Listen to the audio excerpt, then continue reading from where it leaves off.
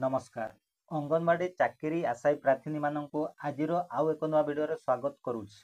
मुझे किछि दिन लगातार प्रत्येक दिन अंगनवाड़ी वर्कर एवं अंगनवाड़ी हेल्पर पदवी गुड़िकर भिडियो आपण मानक आनिबी। आज भिडियो को जदि देखुछंती भिडियो को लाइक कर चैनल को सब्सक्राइब करने सह पाखरे आसीथिबा घंटी चिन्ह उपर आंगुली दबाई दियंतु, जहा फल आपणक अंगनवाड़ी रे केबे अंगनवाड़ी वर्कर किंबा अंगनवाड़ी हेल्पर पदवी बाहर आपण मैंने जापर। तो आपन को ये कौन कहली बुझीपारे ना, जदि आज वीडियो को आपण मैंने लाइक कर चैनल को सब्सक्राइब करके पाखरे आसवा घंटी चिन्ह उपर आंगुली दबाई दौरान तेबे आपण को अंगनवाड़ी केबे वर्कर पदवी हो किंबा हेल्पर पदवी हो अंगनवाड़ी जेबे भी बाहर आपण मैंने से वीडियो नोटिफिकेशन सर्वप्रथमे पाइपर। से डेरी न करके आज वीडियो को लाइक कर चैनल को सब्सक्राइब कर पाखरे आसवा घंटी चिन्ह पर आंगुली दबाई बेल नोटिफिकेशन ऑन करके रखंतु।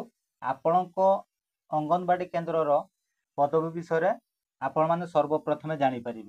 आउ आपणकर सांग किंबा संपर्क मानक यही पदवी विषय जणाइबा चाहते तेबे आज वीडियो को तांको पाखकु शेयर करंतु। चलंतु एबे आउ बेसी डेरी न करके बरगढ़ जिले में जो अंगनवाड़ी वर्कर पदवी बाहरी से विषय सबकि डिटेल्स जानी नवा। मुझे आपण मानू नोटिफिकेशन टी पूरा पढ़ी शुणेबी आपण मैंने देखंतु आ बुझिया चेष्टा करंतु। देखंतु कौन लिखाई समन्वित महिला और शिशु विकास प्रकल्प कार्यालय बरगढ़ ग्रामांचल जिला बरगढ़ विज्ञापन संख्या 747 तारीख 25/7/2025। एतद्वारा सर्वसाधारण अवगति निमंते जणाई दिया जाउछि जे सरकार नूतन आदेशनामा नंबर ये गोटे नंबर देइछि देखंतु डेट देखंतु 15/3/2023 अनुजाई शिशु विकास प्रकल्प कार्यालय बरगढ़ ग्रामांचल अधीन खाली थिबा अंगनवाड़ी कर्मी पद पूरण निमंते इच्छुक महिला प्रार्थी मानक ठारू दरखास्त आह्वान करा जाउछि। निम्न रे दिया जाइथिबा सेवा परिसर अंचल तालिकाभुक्त इच्छुक महिला प्रार्थी माने तारीख 26/7/2025 ठारू तारीख 9/8/2025 सुधा ये वेबसाइट देछि देखंतु। ए वेबसाइट रे आपन मानको अप्लाई करिया पय पड़िबो माध्यम रे आवेदन दाखल करि परिबे। आउ एई तारीख को आपन माने मन रखिबे देखंतु 26/7/2025 ठारू 9/8/2025 भीतर आपन मानको अप्लाई करिया पय पड़िबो। तापर एठी देखंतु घर भीतर कोन लिखाई छि क्रमिक नंबर तळे देखंतु 1 लिखाई छि। ग्राम पंचायत रो नाम तळे देखंतु नीलेश्वर। अंगनवाड़ी कर्मी पदवी पाई खाली थिबा अंगनवाड़ी केन्द्र रो नाम देखंतु बालीजोरी 1। बालीजोरी 1 नाम रे जो अंगनवाड़ी केन्द्र अछि सेठी पदवी बाहरी छि। सेक्टर रो नाम देखंतु नीलेश्वर। सेवा परिसर अंचल देखंतु घर नंबर 1 लब विश्वाल ठारू घर नंबर 147 मुक्तेश्वर विश्वाल। जदि आपण मानकर घर नंबर 1 रु 147 भितर रोचे तेबे आपण माने एई पदवी पाई अप्लाई करि परिबे। योग्यता देखंतु कोन देछि एक रे देखंतु इच्छुक महिला प्रार्थी माने वेबसाइट एटी वेबसाइट देछि रजिस्ट्रेशन करिवे एवं पब्लिक लॉगिन करी using user name and password व्यवहार करी निर्धारित तारीख तथा समय मध्य आवेदन करि परिबे। आपण मानको ऊपर जो डेट देखौतली सही डेट भितर आपण माने अप्लाई करिवे। 2 नंबर देखंतु प्रार्थी दरखास्त आह्वान करा जाइथिबा केन्द्रर सेवा परिसर अंचल बासिंदा होइथिबे। मु आपनको ऊपर जो देखौतले घर नंबर 1 रु 147 आपणकर घर सही भितर हेइथिबा दरकार माने से आपणकर घरर आगरु सर्वे करबे करूथिबा दरकार।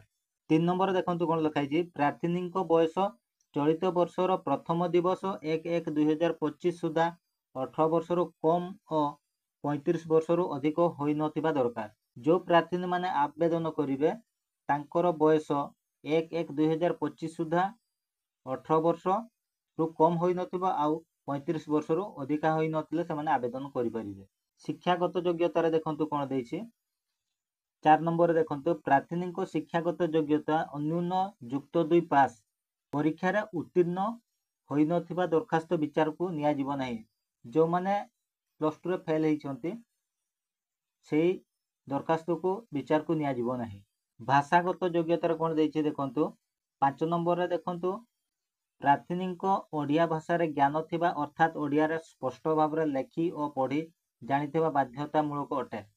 जेहेतु आपण माने ओडिशा रे रहउचंती तो एथिपाई आपनकर कोनोसी असुविधा नाही। 6 नंबर देखंतु कोन लिखा हैछि आवेदन समय रे प्रार्थी जातिगत शिक्षागत और आवासिक प्रमाणपत्र दाखल करबा आवश्यक अटे। जदि आपण माने आवेदन करूचंते आवेदन समय रे आपण माने कास्ट सर्टिफिकेट आपनकर एजुकेशनल सर्टिफिकेट जहाँ भी अछि आउ रेसिडेंट सर्टिफिकेट सबमिट करिया पई पड़िबो। 7 नंबर देखंतु अनुसूचित जाति जनजाति स्नातक शिक्षागत योग्यता किंबा तदुर्ध पास अनाथ शारीरिक भिन्नक्षम विधवा निराश्रय छाड़पत्र प्राप्त परित्यक्ता जदि प्रार्थी अतीत समग्र शिक्षा NPEGEL अधीन ECCE वर्कर भाव कार्य करिथिबे जदि प्रार्थी अतीत गाँव बालवाड़ी केन्द्र रे बालवाड़ी कर्मी भाव कार्य करिथिबे सही प्रार्थी मानक सरकार नियम अनुଯାयी मार्क दिया जाए अग्राधिकार भित्ति रे चयन करा जिवो। 8 नंबर सेमती कोन देछि देखंतु एही नियुक्ति संपूर्ण भाव रे अस्थायी तथा अवैतनिक अटे। भविष्यत रे प्रार्थी कोनोसी मते एहार स्थायित्व तथा निर्दिष्ट वेतन उपरे दाबी करि परिबे नाही। 9 नंबर रे देछि नियुक्ति पर प्रार्थी निर्देशित तालीम नेबा पई बाध्य अटंती। तालीम नेबा पई अनिच्छुक प्रार्थी को बहिष्कार करा जिबा पई सरकारक निर्देश रहिछि।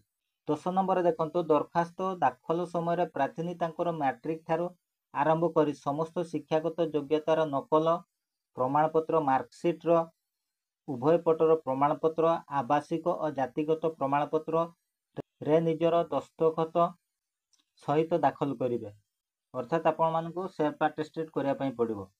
11 नंबर देखंतु प्रार्थी विधवा होइतिले स्वामी मृत्यु प्रमाणपत्र एवं स्वामी परित्यक्ता होइतिले न्यायालय गृहीत छाड़पत्र प्रमाणपत्र दाखल करिवे।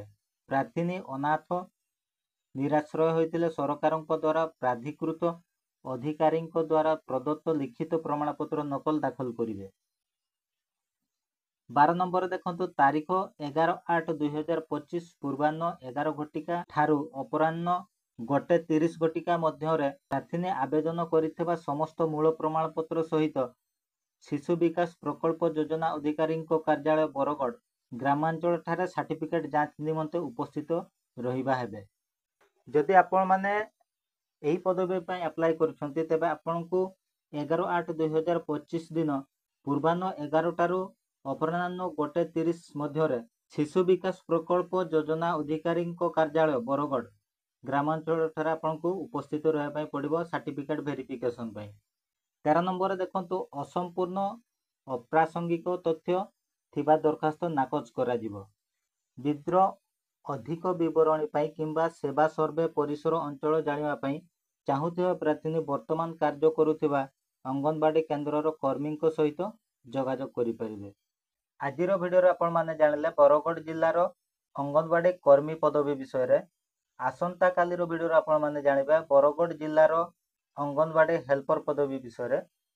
जदि हेल्पर पदवी बाहरिथिबो देने आसंता कालीर भिडियो रे आपण माने जानिबा पई पाइबे। आउ आसंता कालीर भिडियो रो नोटिफिकेशन पाइबा पई आजिर भिडियो को लाइक करी चैनल को सब्सक्राइब करंतु। पुणी देखा हबो आसंता कालीर भिडियो रे। धन्यवाद।